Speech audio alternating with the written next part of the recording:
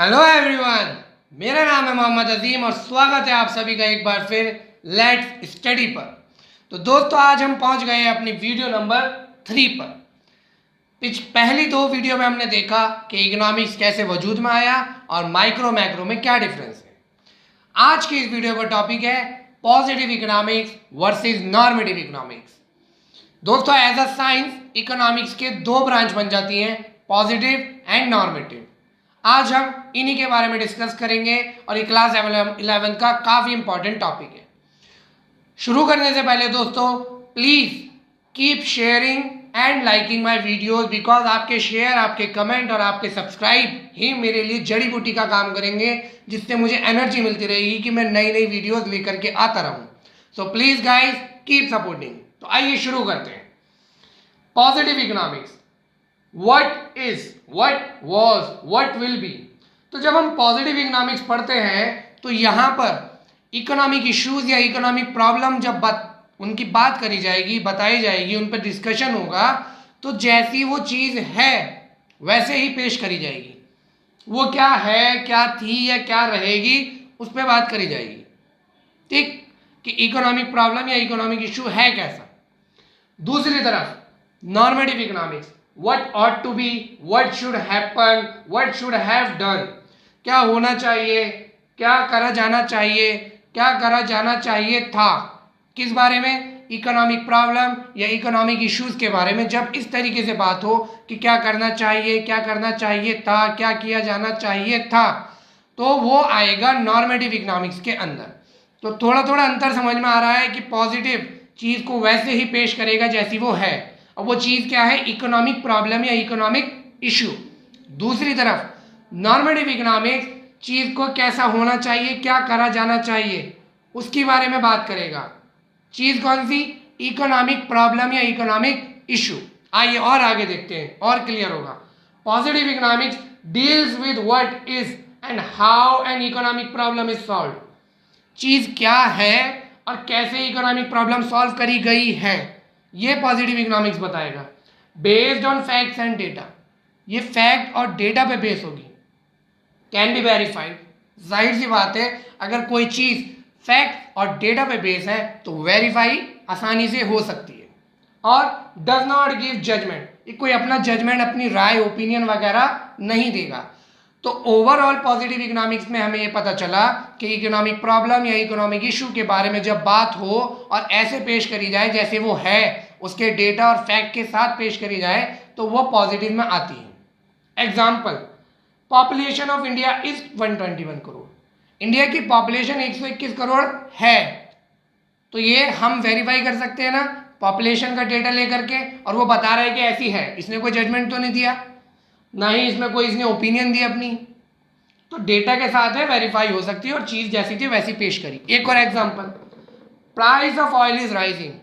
Oil के price rise हो रहे हैं, तो इसमें डेटा नहीं है पर इसमें फैक्ट है, इसको वेरीफाई कर सकते हैं। ऑयल प्राइसेस के डेटा को लेकर के देख सकते हैं कि ऑयल प्राइस राइज हो रहे हैं या नहीं हो रहे हैं।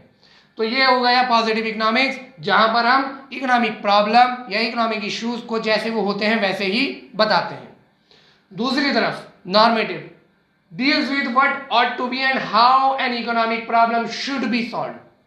ये बात करता है कि क्या होना चाहिए था और इकोनॉमिक प्रॉब्लम कैसे सॉल्व की जानी चाहिए। तो यहाँ पर देखिए क्या आ रहा है, ओपिनियन पे बेस है। ये कह रहा है कि ऐसा होना चाहिए। प्रॉब्लम हमने यहाँ पढ़ ली कैसी है, अब ये बता रहा है कि कैसा उसमें बिहेवियर हमारा रहना चाहिए, उसको सॉल्व कैसे किया जाना चाहिए। तो यहाँ पर क्या है, ओपिनियन आ रही है, एक राय आ रही है कि हमें क्या करना चाहिए। कैन नॉट बी वेरीफाइड, जाहिर सी बात, अगर कोई राय दे रहा है तो वो तो राय है ना, उसकी पर्सनल समझ के हिसाब से, उसमें क्या वेरीफाई कर सकते हैं, कोई डेटा, कोई फैक्ट उसके पीछे है नहीं। फैक्ट के बेस पे तो बात यहाँ हो गई, अब वो कह रहा है कि ऐसा होना चाहिए, ओपिनियन, तो it can not be verified. Value judgement दिए जाते हैं, सीधी सी बात है, ओपिनियन है तो जजमेंट भी दिए जा रहे हैं। यहाँ पे एग्जाम्पल देख लेते हैं। Steps should be taken to control population. ये कह रहा है कि स्टेप लिए जाने चाहिए पॉपुलेशन को कंट्रोल करने के लिए, लिए जाने चाहिए, ऐसा करना चाहिए, ऐसा होना चाहिए, यही तो बात हो रही है। तो नॉर्मेटिव में यही रहेगा, ओपिनियन। जबकि यहाँ क्या था, पॉपुलेशन 121 करोड़ है, तो पॉजिटिव में बात डेटा या फैक्ट पे होगी, नॉर्मेटिव में बात ओपिनियन या जजमेंट पे होगी कि ऐसा होना चाहिए। एक और example, oil price should not rise, oil price should not rise, oil के प्राइस राइज नहीं होने चाहिए। तो कहाँ एक ओपिनियन, नॉर्मेटिव, क्या मैं इसको कोई डेटा से चेक कर सकता हूं? नहीं। हाँ, इसको चेक कर सकता हूं कि भाई ऑयल प्राइस राइज हो रहे हैं। अगर मुझसे कोई कहे ऑयल प्राइस राइज हो रहे हैं तो मैं उसको चेक कर सकता हूं उसके डेटा पर। क्या यहां मैं चेक कर सकता हूं कि ऑयल प्राइस राइज नहीं होने चाहिए? इसके लिए तो कोई डेटा नहीं है। तो यह है हमारा पॉजिटिव और नॉर्मेटिव इकोनॉमिक्स का डिफरेंशिएशन। अभी वीडियो पूरी नहीं हुई है, अभी जाना मत, अभी क्वेश्चन बताऊंगा, बहुत इंपॉर्टेंट है। पहले तो वो आपसे ये पूछ लेगा कि पॉजिटिव इकोनॉमिक्स को डिफाइन करो, तो डेफिनेशन लिख देनी है आपने कि ये डील करता है इकोनॉमिक प्रॉब्लम क्या है और कैसे सॉल्व हुई है। या फिर वो सीधे नॉर्मेटिव पूछेगा तो नॉर्मेटिव के बारे में बताना है कि वो डेटा पे नहीं होता है, वेरीफाई नहीं हो सकता, इसके बारे में पूछो तो इसके बारे में। ये दो क्वेश्चन पूछ सकता है। या फिर सीधे पूरा डिफरेंशिएशन पूछे तो ये पूरा लिख करके आए, बढ़िया से अपने हिसाब से भी पॉइंट बना सकते हैं, एग्जाम्पल आप कुछ भी बना सकते हैं। मेन है कॉन्सेप्ट क्लियर करना, रटना नहीं है। ठीक, ये तो हो गए इस स्लाइड से। इस स्लाइड से क्या क्वेश्चन बन सकते हैं इस टॉपिक में। अब मैं दूसरी स्लाइड दिखा रहा हूं कि वहां और कैसे क्वेश्चन आ सकते हैं पॉजिटिव इकोनॉमिक्स और नॉर्मेटिव इकोनॉमिक्स के। तो वीडियो में बने रहो अभी।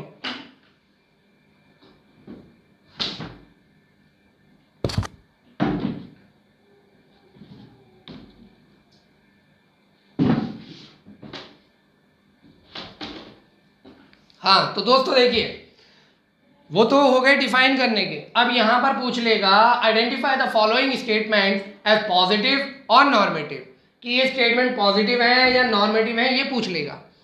तो हमें बताना पड़ेगा पॉजिटिव है या नॉर्मेटिव है, और रीजन भी दे देंगे हम। Government should provide unemployment benefit to the unemployed youth. Government को अनएम्प्लॉयमेंट बेनिफिट देना चाहिए, अनएम्प्लॉयड यूथ को, बेरोजगारों को बेरोजगारी भत्ता देना चाहिए। कोई ओपिनियन आ रही है तो कहां जाएगा? जी हाँ, नॉर्मेटिव में जाएगा। दूसरी चीज, 27% of India population belongs to poor sections of the society.